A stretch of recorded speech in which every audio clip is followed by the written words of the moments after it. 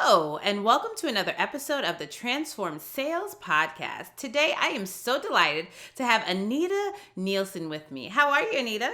Doing great. Glad to be here. I am so excited to tell you a bit about Anita. She is a sales performance consultant, a well respected industry thought leader, and the best selling author of Beat the Bot: How Your Humanity Can Future Proof Your Tech Sales Careers. Anita helps senior executive leaders elevate their sales teams to create high performing sales cultures. Through her powerful Psyched2Sell Masterclass, Anita educates and empowers sales professionals to win bigger, better, and more while creating customers for life. She is devoted to helping to elevate women in sales and serves on the boards for both the National Association of Women Sales Professionals and the Institute for Excellence in Sales Women Leadership Organization. Wow. So Anita, Right. tell us, how did you get started and how did you really get to this place that you're at today? So I wish I could be the person that said that I knew I wanted a sales career forever and that's how I went into it. But like so many people, I got into it by accident. I had a gap between when I graduated with my psychology degree and when I was going to go to journalism school. And in that gap, I did a favor to a friend and went and interviewed. He was a staffing executive and did an interview with a company for like an account management job. And before I even got home, they had already called me. Well, when I got home, they called me and said that, hey, you have this job. It was just a favor so he could present a good client. But I thought about it and I was like, this is kind of a nice offer. And so that's what I did. I started off, I did account management originally in my career. It was amazing. And then I moved into more direct sales. And then large deal pursuit is kind of where I landed for the majority of my sales career. At which point I figured out that I really love to do coaching. I love to help others. So I go hit my targets, yay, and then I would go help figure out how to help others. And almost that would give me more, it would be more rewarding, even than when I closed a whale deal. So that's when I decided I'd go into sales enablement. And then started my company, learned that I wanted to truly be a coach. And so I've been focusing on that. And then my Psych to Sell training class since then. It's about helping others, I think, is what I found out. So you're like a real life psychologist. Like I didn't even realize that you have a degree in psychology, like an actual degree in psychology. Yeah, my undergrad's in psychology, and then my MBA, I did a lot of focus on like organizational behavior and leadership and stuff like that. So it's my jam. If I wish I had the nerve to go do a PhD in psychology. I feel like I'd die of boredom, but that's not off the table. I try to look at it at least 4 times a year. I try to think about it, but haven't done it yet. Maybe someday. So I love this because I'm always talking about, how adult learners learn and how people manage and lead, but you really have a different take on it because you actually learn these fundamentals in college and then you focused on it in your graduate work. So as somebody who was actually a classically trained psychologist, when you got into sales, how were you able to use those skills to help you sell better?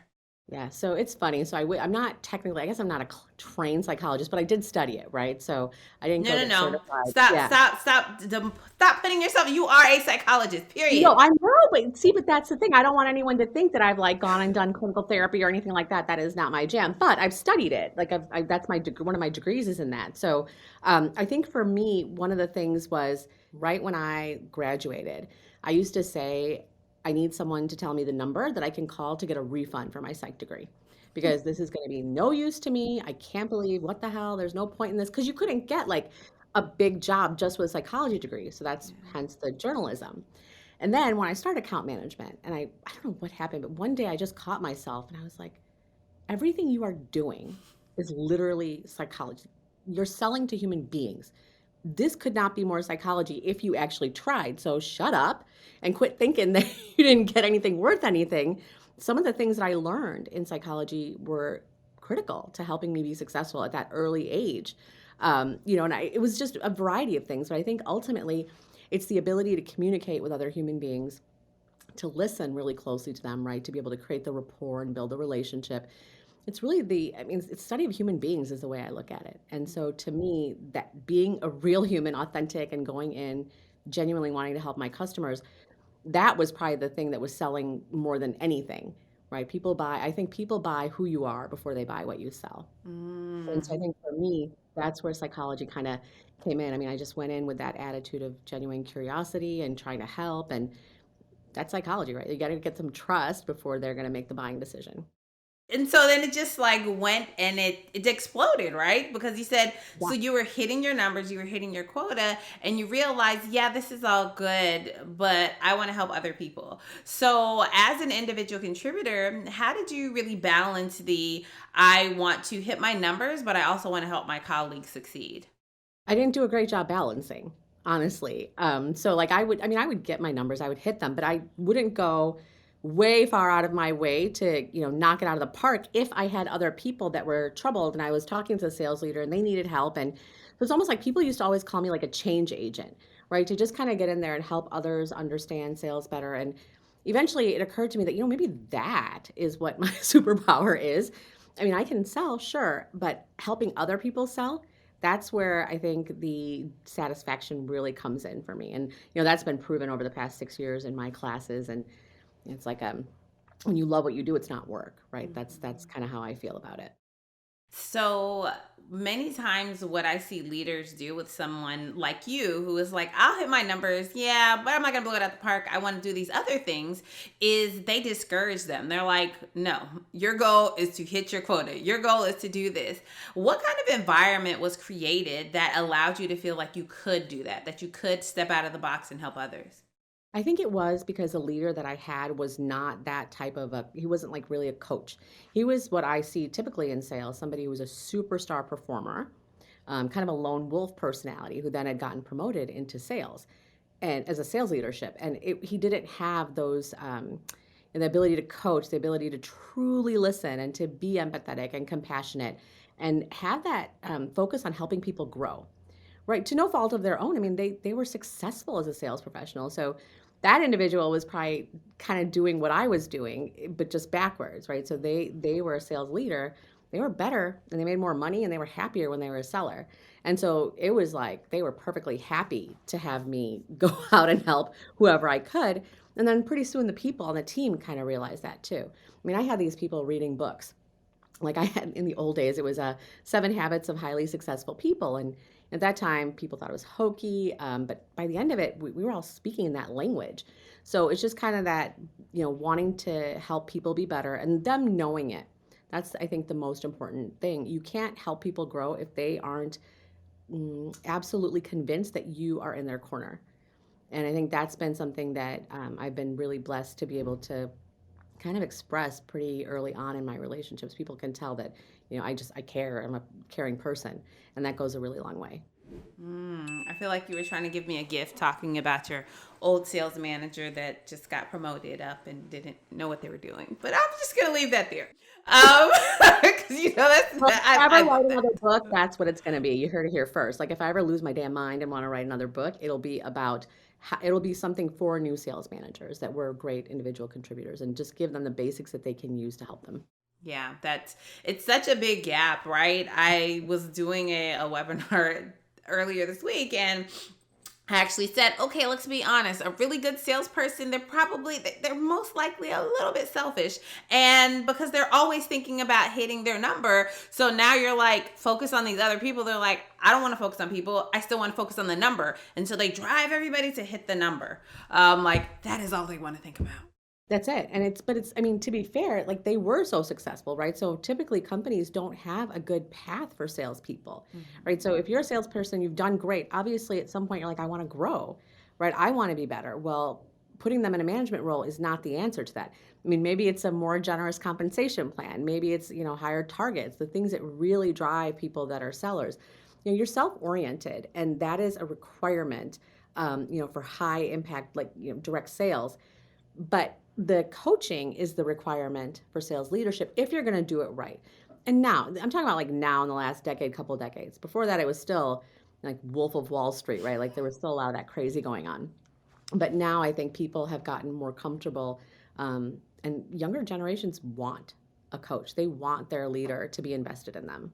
Absolutely. I 100% agree. And as you said, taking that top salesperson and promoting them up, it gives you two holes. You are losing a hole in revenue because your top salesperson is there, and then you have a sales manager who really doesn't have the ropes. They don't have the tools they need. And so like getting creative, like let's give them a path. Let's actually Yes, develop them before we promote them. Let's let yes. them sit in on meetings with us to see if they actually like this before they just blow their whole Right, world up, right, right? right. Like, let's give them something. If you're good, like, if you're a good leader, then you'll have another leader come sit with you. But the problem is it's so in every nook and cranny of sales. Like, it almost takes somebody from like a sales enablement or a learning and development organization to come in and be like, hey, this is, you're going to come learn this. And, I've been with companies, I've worked with companies that have hired coaching companies to come in and help, not necessarily exactly for that sales leadership role, but to help with leadership skills, which they go great. But I'll tell you, one of the sad things that I've heard so many times from sales leaders that have been maybe like 6 months to a year in their job is, I tell them what they need to do, right? Like, okay, go do this, and this is how you're gonna want to say this. And they just get frustrated. They're like, I'm not even making the money anymore. Like, this is crazy. I'm not even making, and I mean, a dollar for every time I've heard that from a sales leader, because that was something that really motivated them and it mattered to them. So now they've taken a pay cut, taken on so much responsibility. It's just a really weird setup how that goes. Yeah, I like to ask them that deep dive question, why? Why Yeah. do you want to get into this role? Because if it's anything that is on the surface, this is not going to be right for you, right? Yeah. Because you make less money, you work a lot harder. Like these are the two things that you have And to it's not about you realize. anymore. It's not. And that is very hard for sales individual contributors sometimes to grasp. So you mentioned moving into sales enablement, and we talked about how important that is within the organization. So when you first dipped your toe into sales enablement, tell us about those first days. What was that like for you? So interestingly enough, I always kind of was doing sales enablement, and I had a leader who was tasked with being a sales enablement organization. It was brand new, really great leader, and he wanted to build a team of sales enablement leaders to go and help, I guess, grow a company that was merged with or like acquired, right? And so get those transactional salespeople and help elevate them to be more complex or large deal salespeople. So because of that, I had to build a whole enablement plan, and it was almost like I didn't. At that time, we didn't really know much about what it was called. We figured out that it was going to be enablement, but enablement wasn't really a thing back then. And so I loved every minute of it. I mean, I worked with different sales leaders, helped them put together their strategy, trained salespeople, had a couple of like intense events for training and onboarding. It was awesome, and I loved it. Pretty soon, I started to go to industry events for sales enablement. I started to read about it, and I just became obsessed with this idea because it's like everything that I want to do to help a salesperson be successful kind of was falling into this, and I could pick and choose which things needed to happen to help that sales professional or sales leader be successful. And so I ended up working for a sales enablement platform, so like one of the very, very early sales enablement platforms, and it was cool. And so there I started as like a sales enablement consultant, and it was an awesome role. I really, really loved it. Unfortunately, I did not love the manager for that role. It was like just a really, I'd never ever quit a job before in my life like that. I'd never Wow. um, not been promoted to get to the next job or not gotten a better offer. So I quit because of that person. And then I didn't know what to do with myself. And then next thing you know, I'm like, get up. You need to start your own company then. And boy, was that the best decision ever. I have a similar story of my reason for starting my company. I bet. But tell us a little bit more about sales enablement. I have audience that are in very different industries, and sales enablement still isn't a term that is used so widely across all industries. So, really, what is sales enablement? So it's an interesting question because I think nowadays some people are even calling it revenue enablement, right? Or they're trying to use them both interchangeably. So for me, sales enablement has always been about giving a sales professional what they need to be able to have the right conversation at the right time with the right people in the most effective way that advances them in the sales process, right? So it was about teaching them, it was about giving them content and collateral, it was about measuring them, it was about coaching them, all those types of things. What it wasn't about was a lot of the data component of it. Sure, that was something important, but most companies, when they looked at sales enablement, that wasn't part of it. Like, you had the numbers, but you weren't obsessive about it. And I think revenue enablement and maybe sales operations has kind of taken on that function.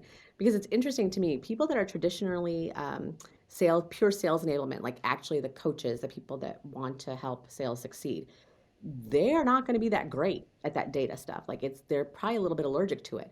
Likewise, the data people, they're not huge fans of walking around trying to train people. I'm making a general statement here, but personality wise, that is kind of how it works. So I believe in any I think there should be a sales enablement organization. And within that, there should be enablement and operations, right? Or you can call it revenue enablement and operations. That's what I believe it's kind of evolved into today. Because sales, it is a different skill set, really, if you think about it. The data and the operations compared to the actual people, touchy-feely, learning, development, all that type of thing. Yeah, those, and a lot of times those worlds kind of collide, right? Because Yep. it's like, no, no, no, we want to focus on skills, we want to focus on development, we want to focus on these Yes. things. And then you Yep. have these rev ops people who are like, but the numbers aren't Yeah. where they need to be. Exactly. I pull the data, I'm pulling the reports, and so there's like this big conflict of interest. It is. What's interesting though, I found just in my experience, many of the sales leaders, they tend to lean more on the sales enablement people because as a generality, sales leaders, no one is obsessed about like babysitting people and their numbers. Like data is important, but data is only as good as the story that it tells and the change that it creates, Mhm. right? And so if it can't create positive change, don't show me the data. Slicing it and dicing it 800 ways is not going to create value. Value is only in it giving me some insight or idea that tells me I better go do this to my sales team to help them be better. Or this is what's harming them, or this is why is it that they're stuck in this stage of the sales process for so long. Naturally, salespeople, again, who've been elevated to be sales managers, they're not huge on that number crunching. It's just not their favorite thing to do. So I think they lean a lot more on sales enablement. I've always said that the only way that sales enablement can really be successful is if they have a true partnership. And I mean, like, really, not the played out word, but the actual, we're here to help each other succeed. We are going to win, and we're only going to win if we work together. And those I found are the sales enablement people that are super successful, and those are the most healthy sales organizations. Hmm. Partnership. Yeah. There's no lone wolf mentality, right? Gone are the days where you're the sales leader and you have to coach and you have to pull numbers and you have to build the CRM and you have to do all those things. Yeah. And when organizations understand that these support mechanisms for your sales leadership and your sales team, that is what is going to drive your growth, making sure that they Right. have what they need in terms of metrics and their tech stack and all of that, but also making sure that they're getting coached and developed and doing the things that they need. So a sales Yeah. manager can actually just be a sales manager and not have 50 different jobs that they're doing Love it. and get burnt out and say, I don't want to do this. I'm leaving this company. I Right. want to be demoted, all the things. That's right. And it's unfortunate. I think ultimately it goes back to senior leadership, right? Like the C level, CEOs, CROs, anybody who's at that senior decision strategy level. Those individuals have to be evolved enough to know that you got to put people in a job that aligns with who they are, what they stand for, what their personality is. If you don't, you're going to end up putting them in a place that's we call it cognitive dissonance, right? Like where what you're having to do is so not who you are that it's a big fat chore. And that's to me really part of why burnout happens. And so a leader needs to understand that, you know what, maybe I'm not going to have revenue enablement. Maybe I'm going to have sales enablement. And maybe we'll have like a data or operations team underneath that sales enablement person. But it's on the leaders to recognize that the personalities of those two are not the same. And you put a sales enablement person in a data role, they're going to be like, I don't know what to do with myself. And they could try and they might be okay, but they won't be very happy for very long. Again, generality, there's some that are, but I would argue that maybe the people that call themselves sales enablement that are totally into metrics, probably more rev ops or sales operations or data. They're not the true sales enablement, like devoted to learning and development and let me go, help that sales leader grow and the salesperson grow. I completely agree. You mentioned before you started your company, you had a bad manager, and I love to say people leave managers, they don't leave companies Oh. because you love the technology. It was a great platform, but the manager made your life miserable. Yeah, and it was an interesting situation because that manager, they were so again self motivated, self focused that they had built. I'll never forget. They had built like a 60 some page, really overly excessively complex presentation that was a result of whatever the small consulting engagement was, which was like a discovery that we did. And I have a different style of working with my customers. Like, I'll do everything that needs to be done, but I also am listening for their personal challenges. I'm listening to what value really means to them, not just what the marketing content says. And so ultimately, I said that I wasn't going to use 60 pages because my customer doesn't need it, but I'm going to add these few. The dude lost his mind. I mean, he was like, no, you have to know this. You have to understand this. And I was like, I understand it, but I don't agree with it. And I'd actually heard some customers talking about how garbage it was and how they, and like I was on calls when he was talking and going through his deck. And the customers, you could see their faces, like they were falling asleep or they were picking or they were looking at something else. Horrible. And I told him, I said, look, if I take this deck to my key client, my favorite client at the time, they're going to be like, who are you and where's Anita? And can you send her back? Because Anita would never put this in front of us. It's a true story. And so then the sales leader kind of retaliated. He wasn't very happy, so he was kind of mean and kind of bullying. And then he put me on a pip, which that about made me lose my damn mind. I'm that person who always gets I'm like that student that everybody hates, right? Like I'm at the front of the class raising my hand, and this guy is going to put me on a pip because I didn't want to be a minion. And I just couldn't. And it wasn't because I was a woman. It was just like he would have done that to anybody that was questioning or asking questions. And questions is my core. That's the thing I teach, and that's what I do. So it was ugly. And I quit. It was the hardest thing I've done in my career because I felt like I've never given up on a job. I continue to work with that company, by the way, with their marketing team. Like it was, I mean, I was a really good fit for them, and they actually helped establish me, as a voice online because of my continued work with them. And they were like, "We know you're good. We know that person didn't know what to do with you, so please don't leave us." And it was really that was a partnership, right? But it just goes to show that, like you said, people leave people, Yeah. and people leave places that don't give them psychological safety, is what I always say. And that was not going to be it for me. So first time since I was 15 years old that I did not have a job. I didn't like my identity was crushed, right? Like I was depressed and all these things because I always got promotions or like a better job. This never happened to me. So it was hard to dig myself out of that and like kind of pick myself and say, look, give it a try. If it doesn't work, go get a job. But I was fortunate enough to, my husband and I, we both, have a job. And so I had a little bit of a leeway to be able to go out and try something new. And I was really lucky. And I think the best part was the sales leader that I'd worked with in the past, they came back to me when they found out that I was out on my own and they just wanted me to come help them. So up until like last year, my business was 100% referral. Wow. Yeah, which was like, to me, that was probably one of the things I'm most proud of ever is that, people are advocating me and my business to their people that they know. And I take that, like, I don't take that responsibility lightly. And it's something that I just appreciate beyond measure. That's a powerful story. The way that toxic managers can really cause good employees to leave, right? Because you were like, no, I'm just advocating for myself. And then one thing you said that is funny. I actually had a leader tell me this once. No, Wesley, it's not because you're a woman.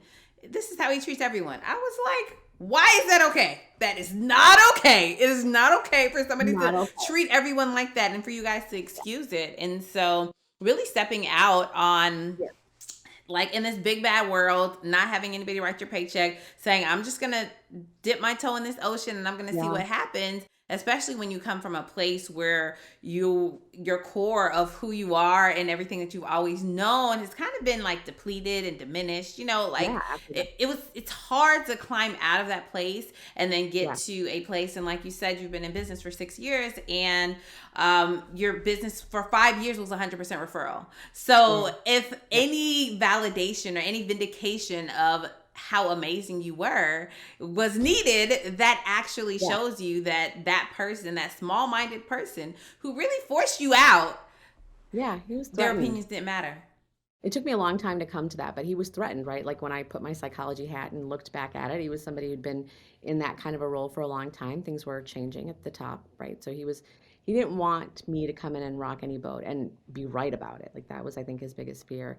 I just did some math. I've been in business for 8 years, 2014. Oh my God. Oh. It's been a while. So, but that was 2014, and it's just like I feels like nothing. No time is, I mean, all the time has gone so quickly because I just loved it. I love what I do now. I know when you wake up every day and you're like, I could just do this all the time. If I didn't have to pay bills, I would just do it like all day. Like, I mean, if I didn't have to Yeah. think about money, I mean, yeah, that is what always has to roll me back because I just love what I Yeah. do. Exactly. Well, and for me, one of the things that was interesting, I never set out to write a book, right? Like that was never my thing. And I did it because I was so frustrated with salespeople getting demoralized and getting, feeling like they would not succeed or that technology was going to overwhelm them or it didn't help them. And so when I wrote my book, it was like a almost like a love letter or cheat sheet for salespeople because it's like don't be disheartened. You have what it takes to be able to stay successful even as the future happens. It's just you have to when there's more technology coming into the picture, you have to emphasize more your humanity. So it always goes back to those salespeople. Like I work with sales leaders, but the salespeople have always been my people, and so it's really important to me that they understand that they have in them what it takes to be successful as a future sales professional from a like just a sincerity, humanity, compassion standpoint. So tell us more about your book, Beat the Bots. Tell us about it. Well, that's it. I mean, it's basically a book about how technology is coming in. And at that time when I wrote it, there was some nonsense that I read about how B2B sales is dead because robots are going to take over the jobs. And it just drove me bananas because my poor salespeople are out there reading this nonsense. And there's a very distinct, it's different. The sales jobs, they did die. I mean, we've seen that because the jobs that were very, very, very transactional, where you could just put it on Amazon and hit buy it now anyway, where the salesperson didn't really create any value or connection, those will go to robots. Like, why wouldn't they? I mean, that's what I would do. I would outsource to some machine because it was just doing the rote stuff by, that it needed to do, and I need it done. I wouldn't put the right personality on something like that. I need someone who knows how to relate with human beings, and I think that gets taken for granted sometimes. I mean, sales has always been a people-y profession, right? So I think for me, the motivation behind it was, look, don't be discouraged by this crazy. You need to focus on who you are, what you stand for, and figure out how to take that and bring it to bear for your customer success. Like devote yourself, orient yourself around that customer success. Your success will follow because the one thing that's so hard for people to find nowadays is someone that they can trust that they feel like has their back, especially someone who's selling you something. Like who does that?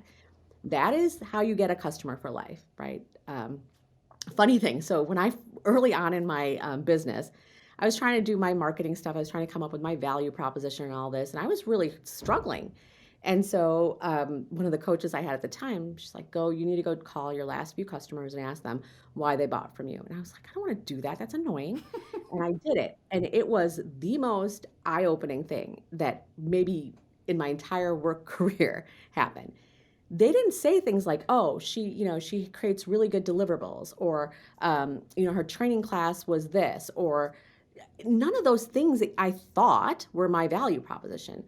Ultimately, it was, "Oh, I was never going to fail on your watch, right? You saw my blind spot. You always kept me aware of the blind spot, right? You had my back." I'm like, this is insane. Like I never saw those things coming. But that is also a function of just being a human being. And that's it's like, it's who you are. It's not what you sell. And it was a revelation at that time for me.